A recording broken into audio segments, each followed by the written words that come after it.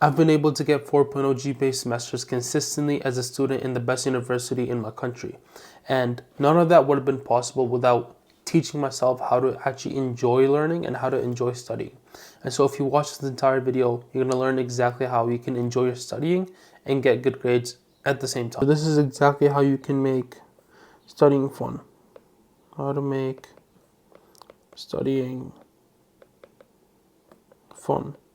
And so if we were to like make a whole spectrum where this is 0, this is like a -100, and this is a +100, where +100 you really enjoy studying, and -100 you like despise and hate studying, then honestly the standard deviation of people watching this video is going to be like right around here, where like the average is probably like, let's say, at a -20, where you dislike studying more than you actually like it. And sure, there'll be a few outliers of like some people here, some people will be even here as well, right? But the average person most likely does not enjoy studying, right? And so how do you actually get from here to like somewhere here in this range, right? And so you do that by reframing, right? And so you want to change your state of mind, your perception of studying, the way you feel about studying. How can you change the way you feel about a task? Well, if you're someone who, for example, goes to the gym, then you would know that the first day you went to the gym, like, sure, maybe it was fun because it was a new thing, it was some, novelty, right? Maybe that's what made it fun. But after a week, 2 weeks, you'll get those first few days where it's like, oh, damn, I actually don't want to go to the gym. Like, it's hard to go to the gym. There's like a lot of friction to going to the gym, to like making that habit, that schedule of like going 5 times a week, every single week, no excuses, right? But after a while, if you stick to it and get through that hard phase, then you can easily go to the gym. Like, for example, I go to the gym because I like going to the gym. When I don't go to the gym, I feel like there's something wrong with me. There's something wrong and missing with my day, where it's like, oh, I'm not lifting weights today. Like, it just feels weird. So it's like going to the gym has been an integral part of my day now. And so even though I do still have days where I don't want to go to the gym, as in like I'm not in the mood, it just feels wrong. There's like so much friction to not go to the gym now, right? So I've reframed my mind in a way that facilitates me and supports me going to the gym and doing that good habit. And so you want to do kind of the same thing with reframing. But how do you even like get that in the first place? Well, why did you even go to the gym in the first place? Because there was incentive to go to the gym, right? And so right now, most probably there's not enough incentive for you to start studying properly or hard enough to get the good. And so there's probably not enough incentive right now to get you to study hard, or as hard as you should be, to get the grades that you probably want, right? And so why is this the case? Well, this is because, first of all, it feels forced. Or other words, no intrinsic drive. This is because we've all grown up being forced to study by our parents, right? It's like, it was a thing where it's like, it's kind of like a chore. It's like, oh, I can't get to play, or I can't get to do this and that if I don't study. Oh, my mom or my dad won't let me go out with my friends if I don't study. And so we've kind of learned that studying is a forced thing. It's not a thing that anyone really wants to do, right? No one's ever like being grateful that they want to study or something, right? And so we kind of need to change that. The same way how you can change your feelings and motivations when it comes to go to the gym. Because the thing is, the gym isn't like technically that fun. You're just lifting weights and you're actually just causing pain, fatigue, soreness, right? But let's think about, why would someone even start going to the gym? Because intrinsically, it's just pain and fatigue and soreness. You're just lifting heavy weights and you're causing damage to your muscles, right? And so why would someone voluntarily want to go? right? Without anyone forcing them, but them forcing themselves to go to the gym, right? And so it just takes a bit of reframing, where it's like, instead of thinking about the pain and the fatigue and the soreness, they think about, oh, the health benefits. They think about the hypertrophy, the muscle increase, the aesthetics, the physique that they're striving for. And it's that goal in mind that they care more about than the cost of getting to that goal. And so since the goal is so worth it, then the cost is kind of negligible. You're willing to go through the costs and the pain and the suffering because you know that the goal is worth it at the end, right? And that's because that person finds value in that goal, in that outcome. So you're right now you haven't convinced yourself that the outcome of studying is worth it for you, is of enough value. And so you need to think about exactly how you can convince yourself to think that studying is worth it, or the outcome of studying is worth it. And so this is what I did to myself, where it's like, okay, what do I really want to do when I grow up, right? And so I was thinking about my interests, my passions, or like just stuff that I like already research about and learn more about on my own without being forced to do so, right? And so let's do that on my example, right?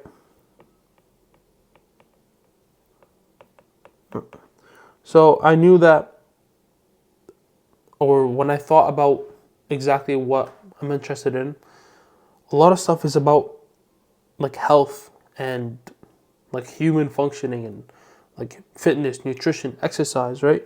And so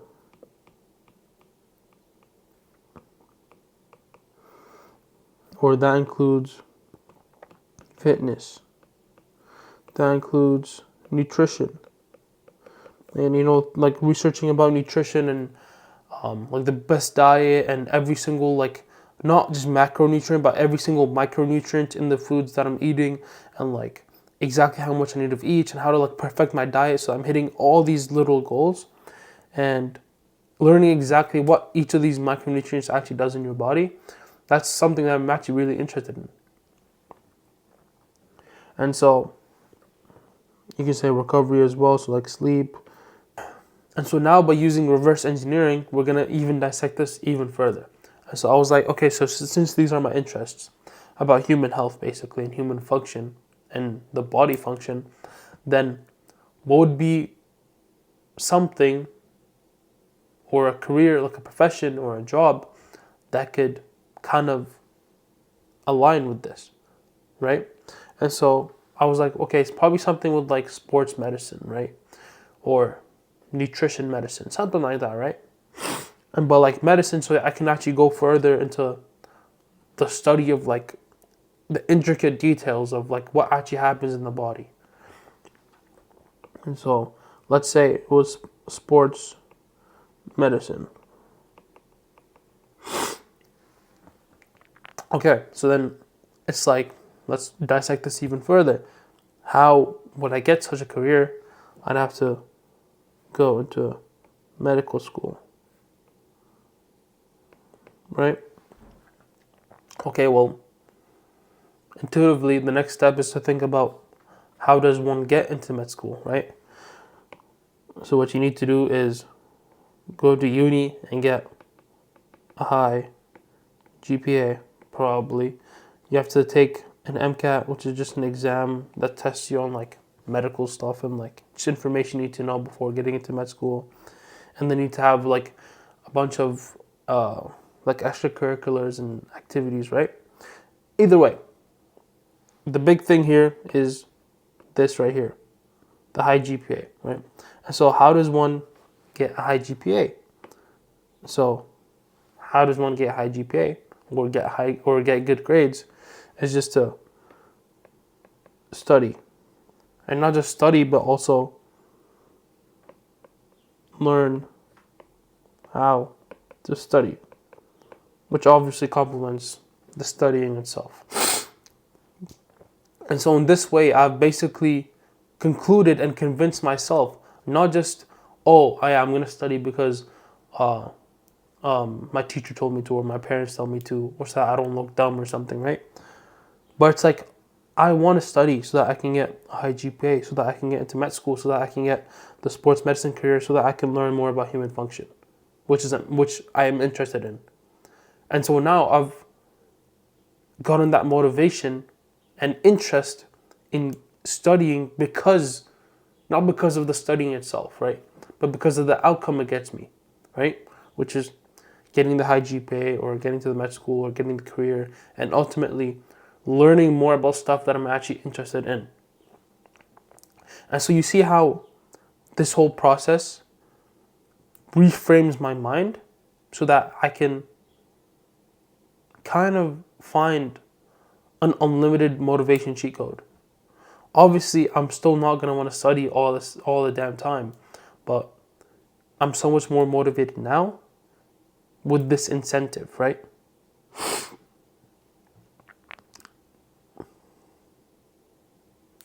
And so go through this exercise as well, in the same thing where it's like you kind of think about a way where you can convince yourself and reframe your mind and kind of go through that frame shift to actually go from like kind of hating studying to finding a good enough reason to study. Because the thing is, like, there's so much stuff that goes on in your day and so many different things that you can do that if you don't find a good enough reason to study, you most probably won't do it, or you won't do it to the level that you need to in order to get the good grades that you want. And so just having the goal of, oh, I just like having good grades, it's not good enough, because what are you going to do with a high GPA if, like, okay, if you have a high GPA, what are you going to do with it? Like, are you just going to hang it on your wall and say, oh, I got this GPA and this and that, right? Like, obviously, I tell you as the GPA I have, just so I can get some type of credibility, right? Obviously, if I was failing all my classes, then I should not be talking about any of this, because I have nothing of value to give to anyone. But just having the high GPA, like, that's not a good enough of a goal, because, okay, and what? What are you going to do with the GPA if there's nothing else after that, right?